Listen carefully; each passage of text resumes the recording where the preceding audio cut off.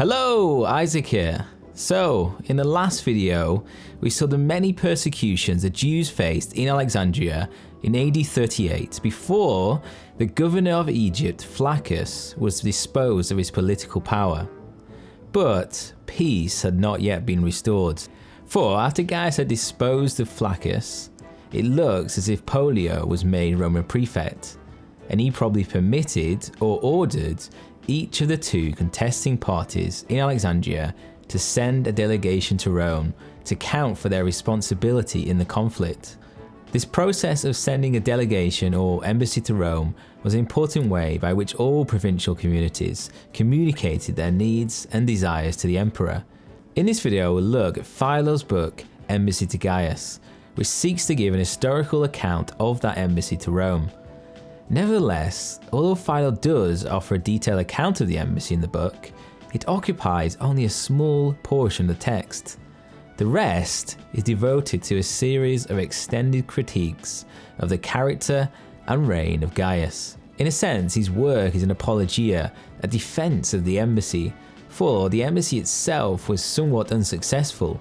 But the way Philo tells the story makes it clear that there was nothing he or anyone else could have done differently to bring home a better result. And so we turn now to the figure of Gaius Caligula.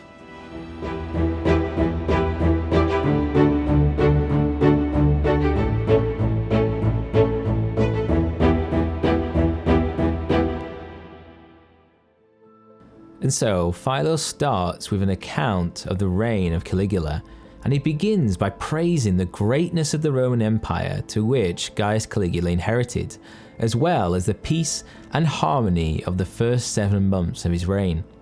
He writes, "For who, when he saw Gaius Caligula, after the death of Tiberius Caesar, assuming the sovereignty of the whole world in a condition free from all sedition, and regulated by and obedient to admirable laws, and adopted to unanimity and harmony in all parts, east and west, south and north, the barbarian nations being in harmony with the Greeks, and the Greeks with the barbarians, and the soldiers with the body of private citizens, and the citizens with the military, so they all partook and enjoyed in one common universal peace, could fail to marvel at and be amazed at his extraordinary and unspeakable good fortune, since he had thus succeeded to a ready-made inheritance of all good things. In fact, he goes on to say that all the world, from the rising to the setting of the sun, rejoiced at the ascension of Gaius Caligula as emperor, and they had never yet altogether admired any emperor. For in every city there was cheerful and joyful celebrations at his ascent to power, with festivals and assemblies and musical contests and horse races and revels, and feasts lasting the whole night long, with the music of the flute and of the lyre, and rejoicings and holidays and truces and every kind of pleasure addressed to every one of the senses." In other words, he was widely celebrated and loved by the public. But this period of prosperity and peace would soon come to an end. According to Philo, it lasted about 7 months.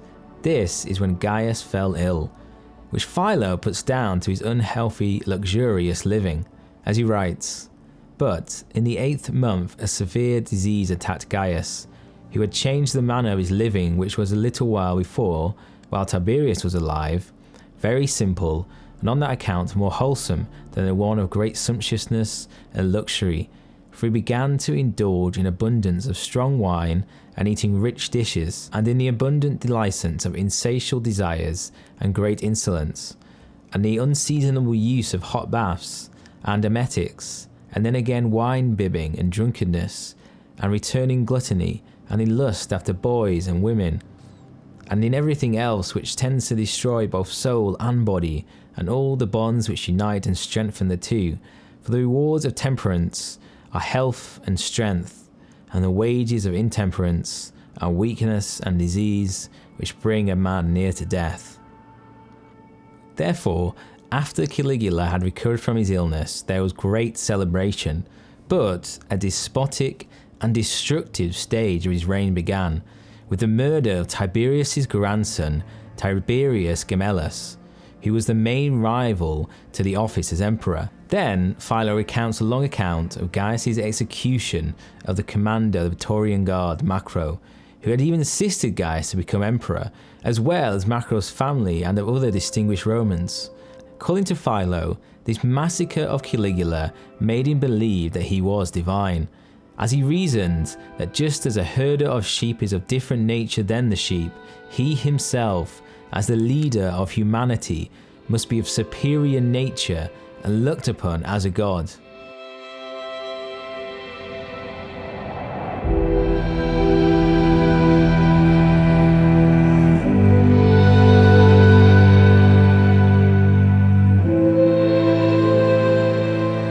And so Caligula began to see himself as a god, and his pretensions of divinity began, according to Philo, by likening himself to the demigods, such as Bacchus and Heracles and the twins of Lacedaemon. Like an actor in a theatre, he even dressed like them in public at different times and places. But then he went even further. Over time, he looked upon himself as even greater than even the supreme deities of the world, Mercury and Apollo and Mars, and again dressed himself in like manner, and erected statues throughout the Roman Empire that portrayed himself in the form of these Greco-Roman deities. This practice of Gaius Caligula, of likening himself and dressing up as Greco-Roman gods, is mentioned by the Roman historian Suetonius. He writes, "Occasionally he affects a golden beard, and carried Jupiter's thunderbolt, Neptune's trident, or Mercury's caduceus. He even dressed as Venus, and long before his expedition, he wore the uniform of a triumphant general, often embellished with the breastplate which he had stolen from the tomb of Alexander the Great." Now, this practice of Gaius Caligula of identifying himself as a god during his own lifetime was certainly somewhat strange, even for the Romans in the West. For Julius Caesar had been posthumously deified as a god in 44 BC, the first emperor to receive this honour, and Augustus Caesar, as his successor, referred to himself as son of a god. But the process of deification, of apotheosis, always happened posthumously, as deceased emperors held worthy of that honour were voted state divinity by the Senate. When it comes to these pretensions of divinity, Philo contends that he could hardly be likened to any of these Greco-Roman gods, as he doesn't imitate their virtues or benefits that these gods conferred on humankind. He finally concludes, "Have we not then learned from all these instances that Gaius ought not to be likened to any god, and not even to any demigod, inasmuch as he has neither the same nature, nor the same essence, nor even the same wishes and intentions as any of them. But appetite, as it seems, is a blind thing, and especially so when it takes to itself vain gloriousness and ambition in conjunction with the greatest power." But this is where the crux of the issue lies for Philo, because the Jewish people believe that there is but one God, their father and creator of the world, and therefore they refuse to flatter and dignify Gaius with the honours due only to that one God. This is what frustrated Gaius, as they seemed to be the only people that counteracted his own desires for the sake of their own traditions and customs, and they were also willing to embrace voluntary death for those customs. And as Philo makes clear, to uphold Gaius as divine is not a trivial thing, but of the greatest importance, and the most terrible of all impieties. Therefore, if Gaius had set his heart on receiving those divine honours, Philo recognised that a most terrible and irreconcilable war was prepared against our nation.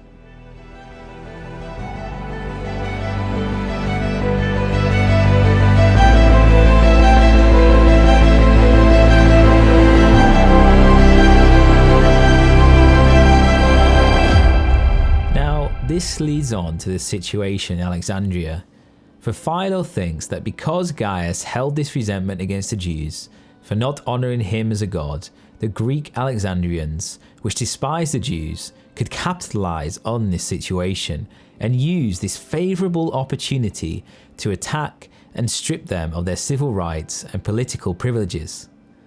But Philo recognises that history and tradition is firmly on his side, as it was a move away from 300 years of the Ptolemies, who, though spoke of themselves as gods, never compelled the Jews to worship them, and it was a move away from the Roman imperial authority of Augustus Caesar and Tiberius, who granted them the right to follow their own customs and worship as they choose.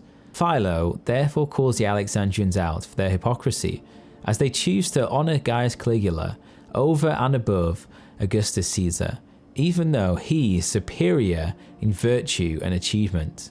Philo asks, why did you not pay similar honour to him who exceeded the common race of human nature in every virtue, who, by reason of the greatness of his absolute power and his own excellence, was the first human to be called Augustus?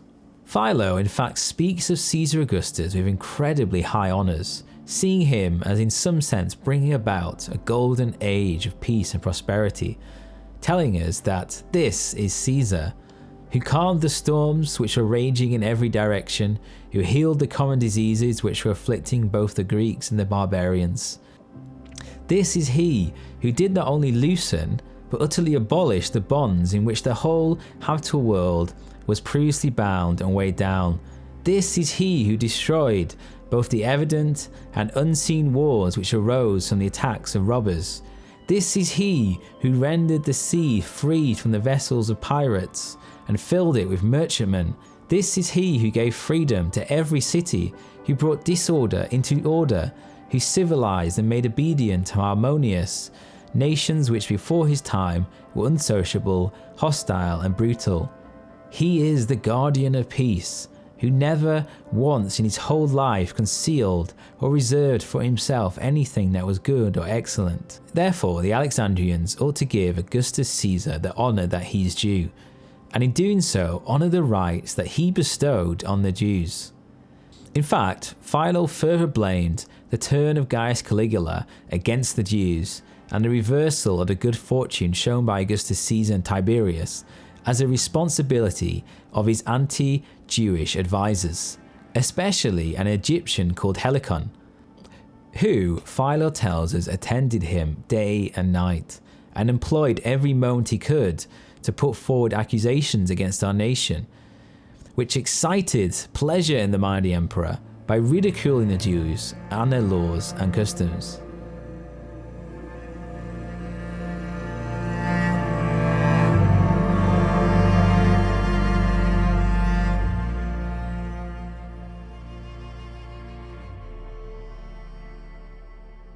And so we finally come to the embassy to Gaius, and as Philo records, both delegations seem to have stayed in Rome and then at the Bay of Naples for a long time before being granted an audience with the emperor. He says that their aim was to present to Gaius a memorial containing a summary of what we had suffered and the way in which we considered that we deserved to be treated.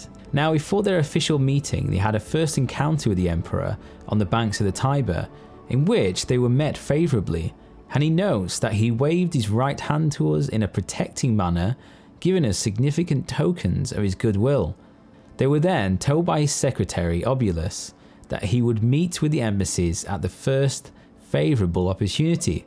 And after this initial meeting, they were in high spirits, but Philo tells us that he resisted the sanguine hopes of others.